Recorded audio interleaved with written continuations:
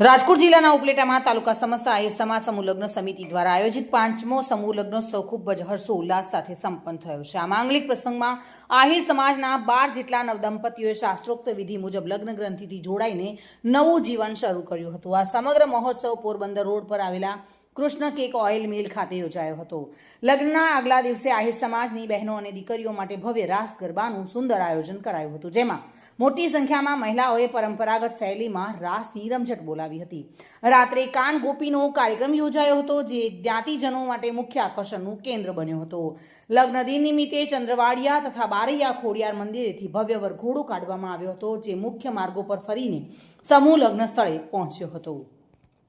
ઉપલેટા વતી આજે જે અમારા 5મા સમૂહ લગ્નનું આયોજન થયું, છેલ્લા ઘણા વર્ષોથી ઉપલેટા સમસ્ત આહિર સમાજ આયોજિત જે સમૂહ લગ્ન થાય છે, આ સમૂહ લગ્નની અંદર સમગ્ર ઉપલેટા તાલુકાના 22 ગામના આહિર જ્ઞાતિ બંધુઓ બધા હોશભેર ભાગ લઈ વડીલોનું ખૂબ જ માર્ગદર્શન મળતું રહે છે અને યુવાન મિત્રો તન મન અને ધનથી કાર્ય કરી અને આ બધા સમૂહ લગ્નોને સફળ બનાવે છે।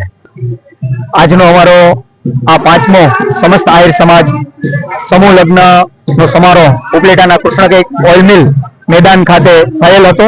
તેની અંદર કુલ 12 નવ દંપતીઓએ પ્રભુતામાં પગલાં માંડેલ છે અને આજનો અમારો આ કાર્યક્રમ આમ તો ગઈકાલે સાંજના એક સમૂહ રાસ, ત્યારબાદ સવારના અહીંયા પ્રાણ પ્રતિષ્ઠા અને ત્યારબાદ બપોર પછી 3 વાગ્યાથી સામૈયું, 5 વાગ્યે ઢોલ નગારા અને ખૂબ જ ભારતીય પરંપરાને શોભે એ રીતેનો વરઘોડો કાઢી અને વરરાજાઓની તમામ જાન અહીંયા લગ્ન મંડપ સ્થળ ઉપર પહોંચી।